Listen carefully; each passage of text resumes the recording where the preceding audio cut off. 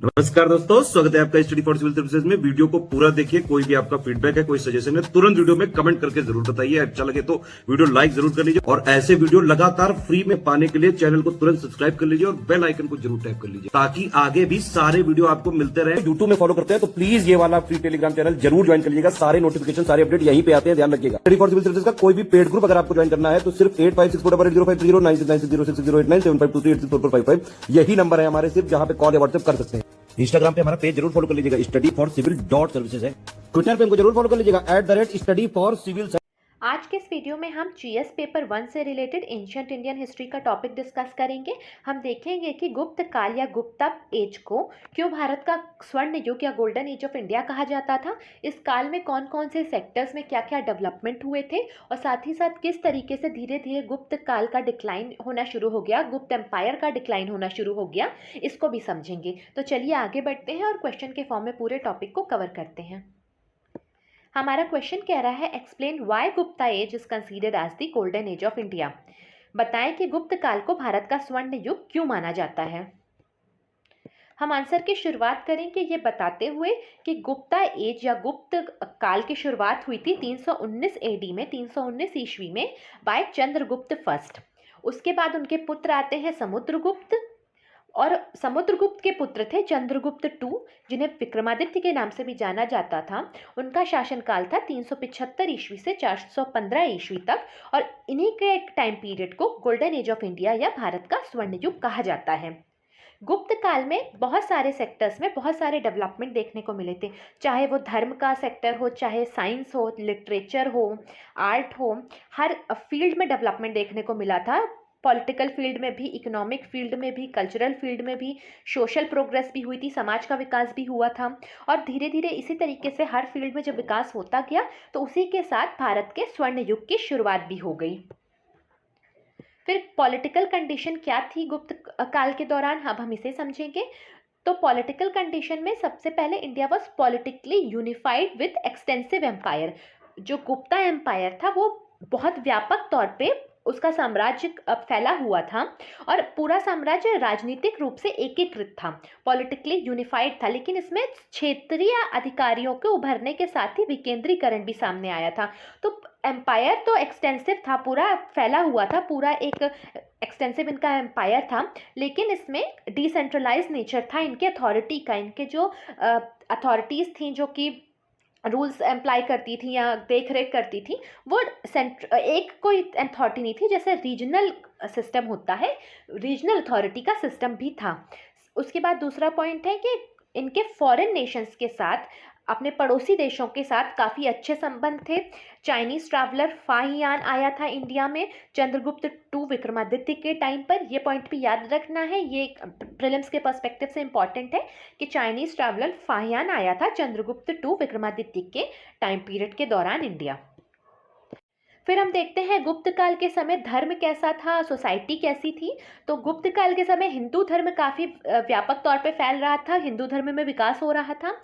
और जो आज के समय पुराण का जो फाइनल रूप है, आज जिस फॉर्म में पुराण आते हैं, पढ़े जाते हैं जिस फॉर्म में, वो उसका फाइनल कंपाइलेशन हुआ था गुप्त काल के दौरान ही। और जो महाभारत और रामायण है, इन्हें उनका फाइनल टच, इनका फाइनल रूप जो सामने आया था, अंतिम स्पर्श जो मिला था, वो इसी काल के दौरान मिला था। साथ ही साथ कुछ फेमस स्मृतियाँ जो हैं, जैसे कि नारद स्मृति, बृहस्पति स्मृति, विष्णु स्मृति, कात्यायन स्मृति, ये सारी स्मृति इसी टाइम पे कंपाइल की गई थी, इसी टाइम पे संकलित की गई थी।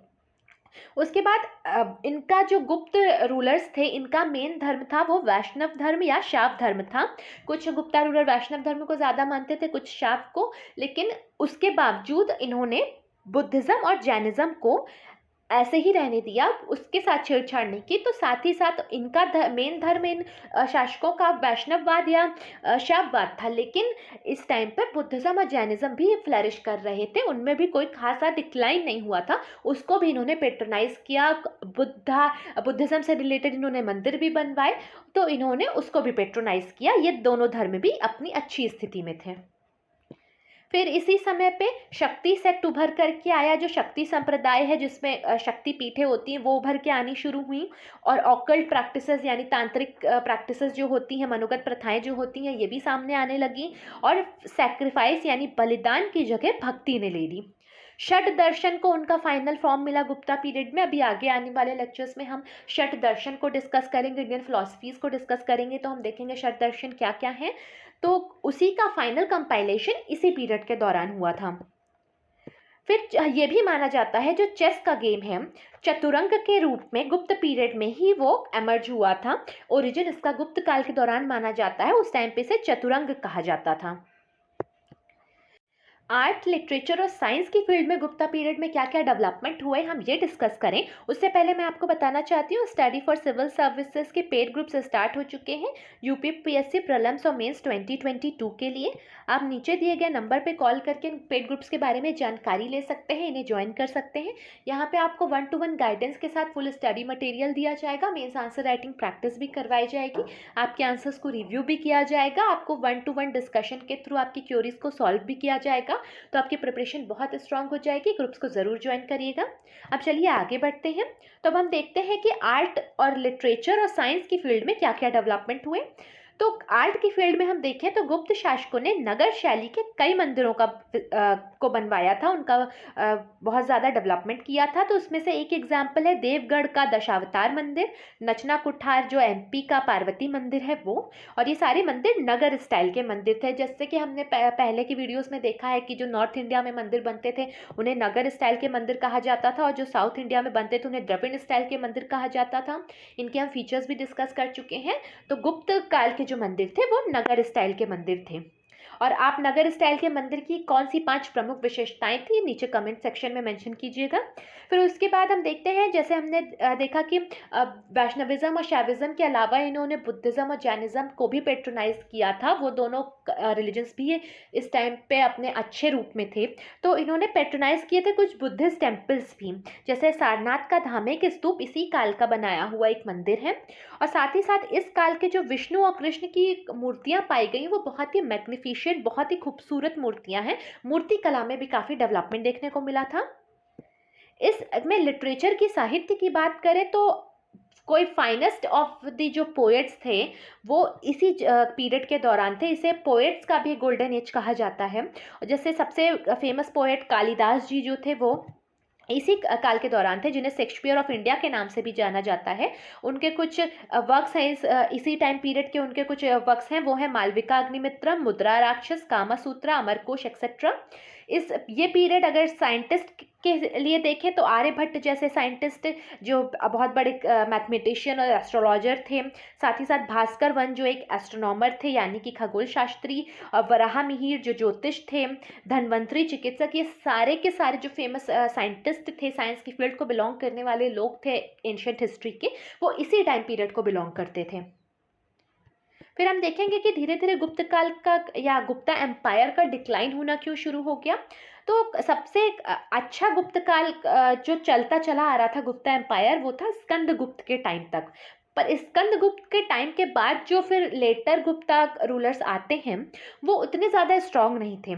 उन्होंने उतना फोकस नहीं किया अपने एम्पायर को बढ़ाने के लिए, अपने साम्राज्य के निर्माण के लिए, या मिलिट्री कॉन्क्वेस्ट यानी सैन्य विजयों पर उनका उतना ध्यान नहीं था। और दूसरा ये हुआ कि हुणों का इन्वेजन हो गया, उत्तर पश्चिम से हुणों का आक्रमण हो गया। तो इससे हुआ क्या कि जो एक इनका पूरा यूनिफाइड पॉलिटिकल स्ट्रक्चर था इनके एम्पायर का वो टूट गया। रीजनल छोटे छोटे से राष्ट्र उभर के आने लगे, एक इंडिपेंडेंट रूलर उभर के आने लगे जैसे मालवा, सौराष्ट्र, बंगाल में। तो इससे जो इनका एक यूनिफाइड पूरा स्ट्रक्चर था इनके एम्पायर का वो टूटने लगा। तो जब खंडित होगा साम्राज्य तो वो अपने आप वीक होता चला जाएगा। फिर इकोनॉमी भी इनकी खराब होती चली गई। तो जो इनकी आर्ट थी, इनका कल्चर था, हमने जैसे कि गुप्ता पीरियड के न्यूमिस्मैटिक आर्ट में डिस्कस किया था कि इनका न्यूमिस्मैटिक आर्ट कैसे डिक्लाइन करी। तो वही रीज़न बना कि जब इकोनॉमी इनके डिक्लाइन करने लगी तो जो इस पीरियड के आर्टिसंस थे वो धीरे धीरे गांवों की तरफ आने लगे। आर्टिसंस अच्छे बचे नहीं तो इनकी आर्ट और इकोनॉमी भी धीरे धीरे डिक्लाइन करने लगी। और इसी के साथ फिर जो लास्ट रूलर माना जाता है वो विष्णुगुप्त था। 540 से 550 एडी तक उसने रूल किया था। और फिर गुप्त एम्पायर का डिक्लाइन हो गया धीरे धीरे, जब वो फ्रेगमेंट होता चला गया और छोटे छोटे एम्पायर्स में, और गुप्त काल फिर खत्म हो जाता है इस तरीके से। इसी के साथ हमने इस टॉपिक को कवर किया। आगे आने वाले वीडियोस में भी हम जीएस के सारे पेपर्स के टॉपिक 1 बाय 1 डिस्कस करते रहेंगे, तो बने रहिएगा चैनल के साथ। मिलते हैं नेक्स्ट वीडियो में। Thank you for watching.